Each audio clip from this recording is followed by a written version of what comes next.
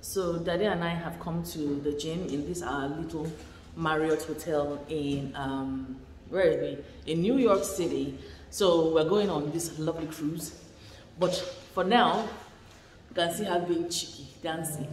So if you see this snippet, you can watch the actual video on YouTube. So I'll be vlogging. So people are telling me how great a vlogger I am. So why not add vlogging to my career? So I will continue with lifestyle on my YouTube channel. Anyway, that's not why we're here. So we're supposed to be working out, yeah? So we're in this nice, small, tiny gym. And Daddy is forming, and what is she forming? Look at her. What is she forming?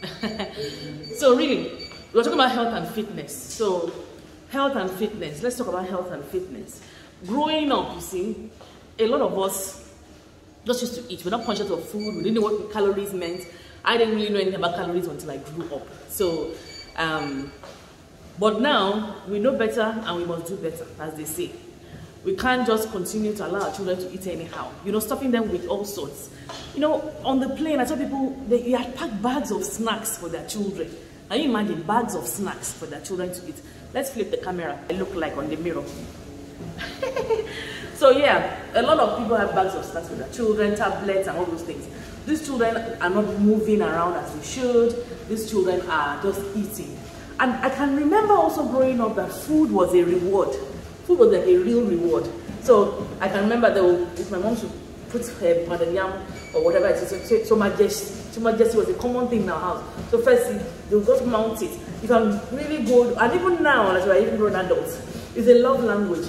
Oh, my mom cooks for you, she loves you. Even that they know, she say, grandma will think I've put on weight, and grandma will say, what am I going to eat? Because food is like a love language for us, and in many, many families. We now know that the food that we're eating can be so dangerous to our health, to the health of our children, and we really, really must do better and help our children with the food that they are eating. We have to ensure that they have balanced diet, less sugar. You can actually not give your children salt. You can do without giving them salt and sugar. You can raise children, you know, can you remember growing up? If you grew up in my own generation, in the 70s, in the 80s, when you want to have cereal, you actually add sugar to it. Even if it's something like crunchy nut or frosties, you still add sugar to it. But when I was bringing up this mama here, mama say hi. When she has her cereal, no sugar. She didn't have drinks, fizzy drinks when she was like 5, and even that, it was an accidental drink. You know, I intentionally didn't give her fizzy drinks. Now you find even children that are just over 1, 2-year-olds carrying canned drinks, bottled drinks, are just drinking and drinking. And what are your thoughts about health and fitness these days? I think it's not like it's intentional, but I think with the way people try to deal with the younger ones, even my friends that have siblings, it's like let's look for something to distract them. Hence like the iPad and the food and like the unnecessary amounts of food, because it's like, oh, they're doing something. But like in the long run, it's not effective. And a lot of people now, like the stats are getting higher of like people that are overweight and obese and stuff. And in school, it affects them because after a while it's not cute anymore, and kids are mean, so they will tell you, they will make fun of you, they will be surprised. It's one thing to genetically be bigger, but that doesn't mean you're not fit. Yes, I'm genetically big, and you know, Grandpa was saying the other day that I was born very big. So it's like, and it's different for everyone. Different people's health looks different. Some people are not meant to be super skinny. That's not healthy. But when you're physically fit, you can move. You're able-bodied. You can take part in activities. You can live a good life because your health or your body isn't restricting you in ways that you can control. Because I know it's different, like people with health conditions. But when it's something you can control, like your weight and your eating patterns, it's like that's on you. So how about people that say, "Oh, you're body shaming, body shaming, I mean, affecting my mental health"? Because I can remember when I had an elevated blood pressure at some point. This was around my 40th birthday, and when I went to the hospital, the doctor was 79 years old. He told me, and he was like really moving slowly, and he said, "You are too fat. You are too fat."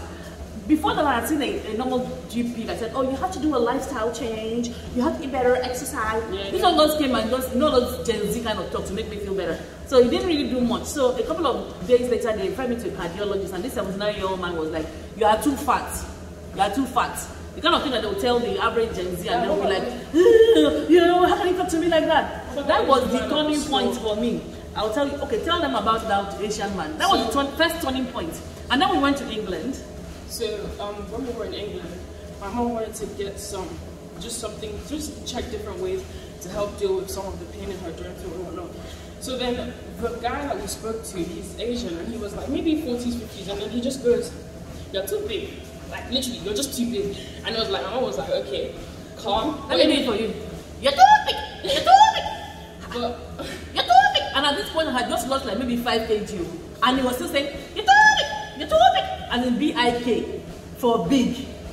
So and I I was know like, that what type of thing is this? with my generation, it's like everything is so sensitive, and it's like, especially, I mean, as a girl as well, it's like, if you as a girl want to tell your friend that, "Oh, what you're wearing I don't think is nice, or it's appropriate for this event," they get offended because it's like, "Who are you as another woman to be telling me this? I need liberation, let me do whatever." Well, obviously, like, you need people around you to tell you these things, because we can't keep waiting to get out of control before we say anything. I know my generation is really sensitive, so that doesn't help. But one thing I would say is that when your kid goes to school, to secondary school, it's not funny. It's not funny at all. And it's like, there are people like me that will never be quiet, in the sense that we can tell you privately, we're not going to shame you. But like, there are loads of people that they just don't care. They will tell you like, "You want to play football, like, don't pick that one, that was fast." Like, people say things, and you can be bigger. There are some people that are just buff, but they're physically able and fit. I look bigger to some people, but I still play sports. But sometimes it's just like, do everything within your control to like give yourself a good life, because it's different if it's a biological, medical, or whatever. But these days it's really not like that. A lot of the things that situations we end up in is people weakness themselves. So I don't know. I'm not here being the amateur photographer. So there was this video that I also watched a while ago, and the preacher man said that he had changed his lifestyle. He was actually quite overweight, and his wife was overweight. And he mentioned something that has stayed with me ever since that day, and it was essentially that, have you seen any old person that has lived to 90, 100 that are heavily overweight and fat? Have you seen old people like that before? And I started to think about it, and I said to myself, truly, old age cannot really support on a healthy lifestyle. Your bones are weak, you're fragile. Can't carry that much. You can't carry that much, and your heart is weaker. You can't, the pressure on it, everything. Truly, we have to all start working on our weight. And it's not about being skinny, because you can be skinny and be unfit and still die early. There's skinny people or slim people with diabetes and things like that. I would say one thing though, I guess we're kind of conditioned to be like all about the look. There are some people that we see online, they have this look, but it's like they're not healthy because there's so many things underlying. I would say that for me, being fit, obviously some people, or a lot of people have like physical goals, like I want to be more toned, I want to be more muscular or whatnot. But for me, I would say that as long as I can run, when I stand up, I don't feel pain in my joints for no reason that is based on like weight. Like me. I don't have to. Are you mocking me? No, I'm not. I'm not pick this thing up now. I'm just saying, like, for me, as long as I know that I can run around, I can be asked to do tasks, and I'm not panting for every single thing. There was the primary school teacher I saw online. He's so overweight that the school put checkpoints for him around. So when he leaves his classroom to go to another class, there's a chair waiting outside for him, and he sits down, takes a break. Then he will stand up, move to the next chair before he gets to do what he wants to do.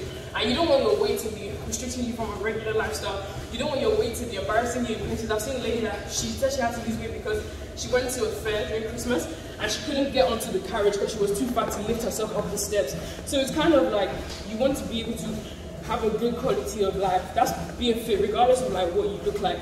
I think as long as you're fit first, before you like chase like the aesthetics and everything. And then some of us, we've programmed our children to eat a lot of salt and sugar. So whilst I don't even eat a lot of salt and sugar, because my mom cut down on salt and sugar because of my dad, like today when we went to a Thai restaurant here in New York, Manhattan here, and I just noticed like this food, every time I eat out, the food, even if I use a caterer, I'll tell them please reduce the salt. The salt and the Maggi and all those, I've forgotten what they call, MSGs. Always so high, but Daddy was telling me that she didn't taste the salt, and this is somebody that I didn't raised with salt and sugar, but she couldn't really identify that it was extremely salty. But for me, it was stinging. The food was so salty. And you still find people that will come into the same restaurant and add salt. So conditioning is another thing. So we have to continually eliminate the salt, because those salts and those MSGs are also known to cause things like cancer and affect our health in different ways.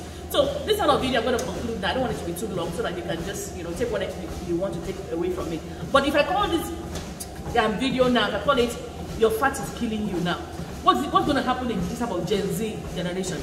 If my thumbnail says "Your fat is killing you," I mean, for your audience, not really. But if it was someone of my age, then they get attacked. And also, because it's like, as teenagers, what we wear as well. There are certain things that you want to wear, but you have to know your body type. It's not, and I know that's exactly, they'll say, oh, you're body shaming. But there's some things that no offense to anyone, but I know if I wear it, I would look ridiculous. But if one of my friends that is really slim wears it, she'll look really good. And it's like, know your body type so you can look better. I think we should do a video about body type and all those things. I think that would be a good one. What do you think? Yeah, because it's like these days you can just wear anything. I'm not like, you can. You have free will, you can literally wear anything. But like, there's time, there's place. There's a message that you pass across, and I know that's something that in my generation, not everyone really wants to think about that, because it's like, oh, I should be allowed to do whatever. It's 2023, but it's like at the same time, let's do everything with sense. But I know, I'm just saying. And it's not someone that loves you that will tell you that you are fat and unhealthy and big. Only someone that loves you and cares about you, or someone that just says that it is like that doctor told me. So stay healthy, stay fit, use the gym. I'm here, I've made my videos, and I'll try and be on the treadmill for maybe 5 minutes of my beautiful time. Been on it for 11 minutes. Right now it's on 11 minutes, because the video is actually 11 minutes and 37 seconds. So she's done a good job. So I have to also do a good job besides looking beautiful. So see you later, guys. So look out for our video about body type and what's it called? What's the next video called? What, dressing? Yeah. Body shaming and body type, right? Clothing or something like that. Yeah. So look out for that video. Love you guys. Bye.